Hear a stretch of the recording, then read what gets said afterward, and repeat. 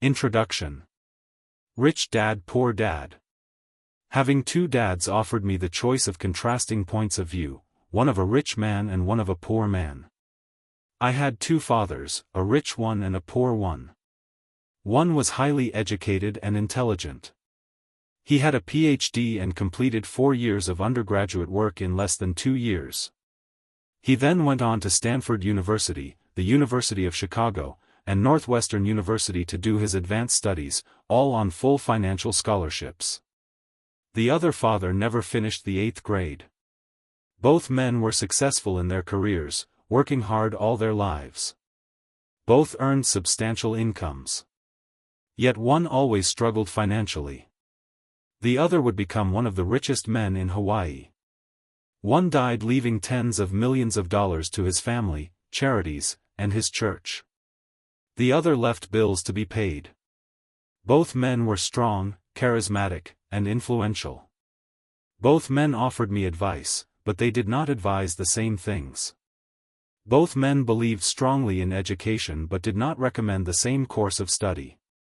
If I had had only one dad, would have had to accept or reject his advice. Having two dads offered me the choice of contrasting points of view, one of a rich man and one of a poor man. Instead of simply accepting or rejecting one or the other, I found myself thinking more, comparing, and then choosing for myself. The problem was that the rich man was not rich yet, and the poor man was not yet poor. Both were just starting out on their careers, and both were struggling with money and families. But they had very different points of view about money. For example, one dad would say, "The love of money is the root of all evil." The other said, "The lack of money is the root of all evil." As a young boy, having two strong fathers both influencing me was difficult. I wanted to be a good son and listen, but the two fathers did not say the same things. The contrast in their points of view, particularly about money, was so extreme that I grew curious and intrigued. I began to start thinking for long periods of time about what each was saying. Much of my private time was spent reflecting, asking myself questions such as, why does he say that, and then asking the same question of the other dad's statement. It would have been much easier to simply say, yeah, he's right. I agree with that. Or to simply reject the point of view by saying, the old man doesn't know what he's talking about. Instead, having two dads whom I loved forced me to think and ultimately choose a way of thinking for myself. As a process, choosing for myself turned out to be much more valuable in the long run than simply accepting or rejecting a single point of view. One of the reasons the rich get richer, the poor get poorer, and the middle class struggles in debt is that the subject of money is taught at home, not in school. Most of us learn about money from our parents. So what can poor parents tell their child about money? They simply say, stay in school and study hard. The child may graduate with excellent grades, but with a poor person's financial programming and mindset. Sadly, money is not taught in schools. Schools focus on scholastic and professional skills, but not on financial skills. This explains how smart bankers, doctors, and accountants who earned excellent grades may struggle financially all of their lives. Our staggering national debt is due in large part to highly educated politicians and government officials making financial decisions with little or no training in the subject of money. Today I often wonder what will soon happen when we have millions of people who need financial and medical assistance. They will be dependent upon their families or the government for financial support. What will happen when Medicare and Social Security run out of money? How will a nation survive if teaching children about money continues to be left to parents, most of whom will be, or already are, poor?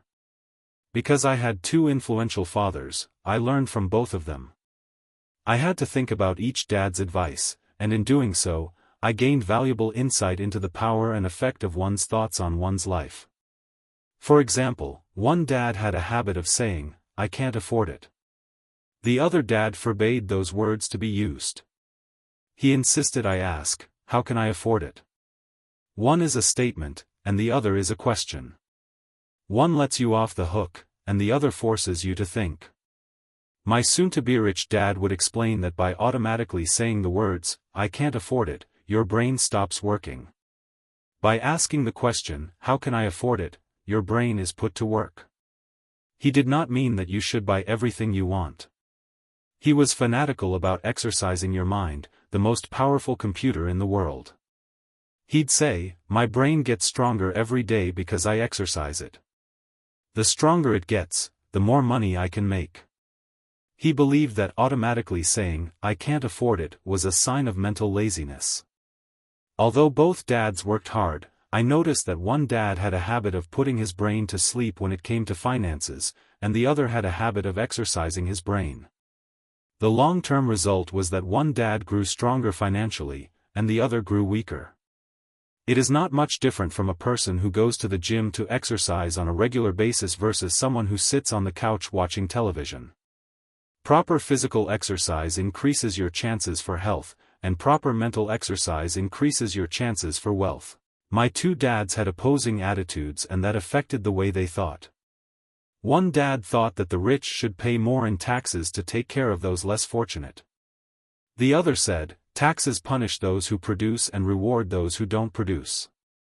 One dad recommended, study hard so you can find a good company to work for.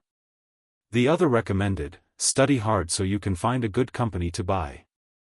One dad said, the reason I'm not rich is because I have you kids. The other said, the reason I must be rich is because I have you kids.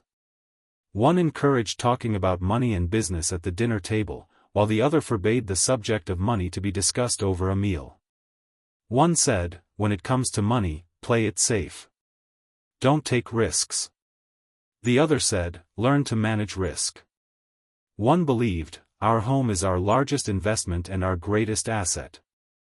The other believed, my house is a liability, and if your house is your largest investment, you're in trouble. Both dads paid their bills on time, yet one paid his bills first while the other paid his bills last. One dad believed in a company or the government taking care of you and your needs. He was always concerned about pay raises, retirement plans, medical benefits, sick leave, vacation days, and other perks. He was impressed with two of his uncles who joined the military and earned a retirement and entitlement package for life after 20 years of active service. He loved the idea of medical benefits and PX privileges the military provided its retirees. He also loved the tenure system available through the university. The idea of job protection for life and job benefits seemed more important, at times, than the job.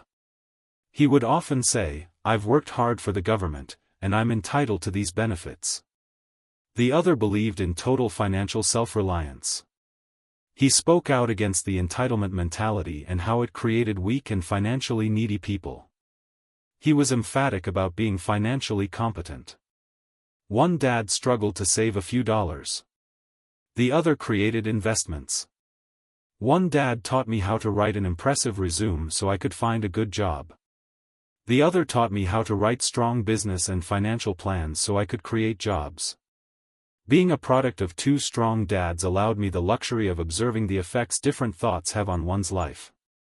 I noticed that people really do shape their lives through their thoughts. For example, my poor dad always said, I'll never be rich. And that prophecy became reality. My rich dad, on the other hand, always referred to himself as rich.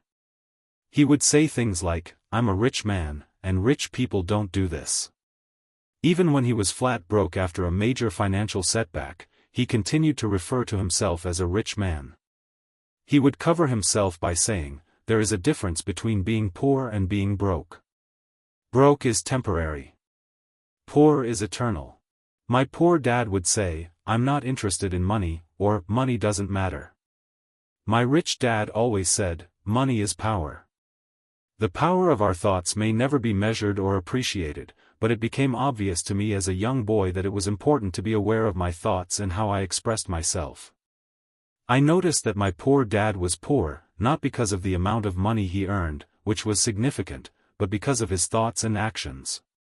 As a young boy having two fathers, I became acutely aware of being careful about which thoughts I chose to adopt as my own. Should I listen to my rich dad or to my poor dad? Although both men had tremendous respect for education and learning, they disagreed about what they thought was important to learn. One wanted me to study hard, earn a degree, and get a good job to earn money. He wanted me to study to become a professional, an attorney or an accountant, and to go to business school for my MBA.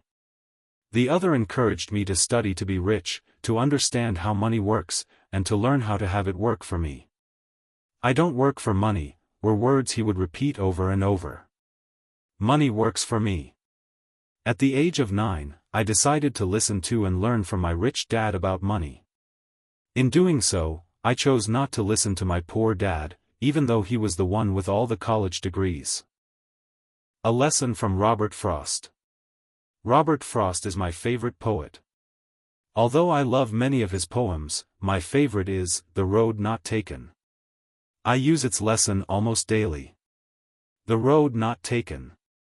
Two roads diverged in a yellow wood. And sorry I could not travel both. And be one traveler, long I stood. And looked down one as far as I could. To where it bent in the undergrowth. Then took the other, as just as fair. And having perhaps the better claim. Because it was grassy and wanted wear. Though as for that the passing there had worn them really about the same. And both that morning equally lay. In leaves no step had trodden black. Oh, I kept the first for another day. Yet knowing how way leads on to way, I doubted if I should ever come back. I shall be telling this with a sigh. Somewhere ages and ages hence.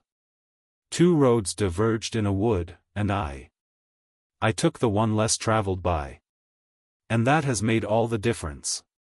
Over the years, I have often reflected upon Robert Frost's poem.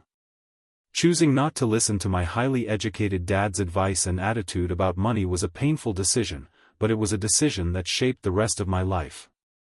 Once I made up my mind about whom to listen to, my education about money began.